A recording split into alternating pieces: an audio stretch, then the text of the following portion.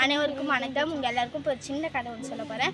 ஒரு ஊரில் வந்து பேச்சுன்ற ஒரு பையன் தான். அவன் பேச ஆரம்பித்தாலே நிறுத்தவே மாட்டான், பேசிக்கிட்டே இருப்பான். அதனால் அவன் பேச வர நினச்சாலே அவங்க நண்பர்கள் எல்லாருமே வந்து அவன் கண்ணில் படாமல் எங்கன்னா ஓடுவாங்க. ஆனால் சுவா அப்படி இல்லை.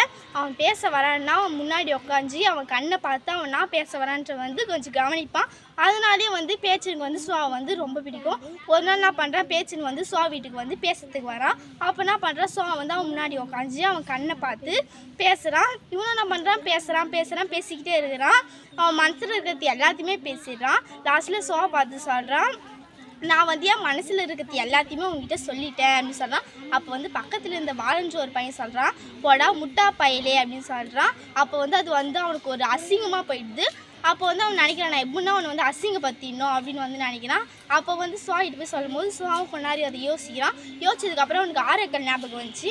அவன் என்ன பண்ணுறான், பேச்சுன்னு வந்து அதை எடுத்து சொல்கிறான். பேச்சுன்னு நான் பண்ணுறான், அதை கொஞ்சம் உத்து கவனிக்கிறான். கூர்ந்து கவனிச்சிட்டதுக்கப்புறம் அவனா சொல்கிறான், நான் தான் முட்டாளே இல்லையே, நான் எதுக்கு கவலை பண்ணணும் அப்படின்னு சொல்கிறான். அப்புறம் சுவா நான் பண்ணுறான், சிரிச்சுக்கிட்டே சொல்கிறான், முட்டாளின்றது ஒரு வார்த்தை தானே, அதோட பொருளை வந்து உன்னால் விலைக்கு சொல்ல முடியுமான்னு சொன்னோடனே பேச்சுக்கு வந்து ஒன்றுமே புரியல. நான் பஞ்சான் வந்து எதுவுமே சொல்லாமல் கம்முன்னு போயிட்டான்.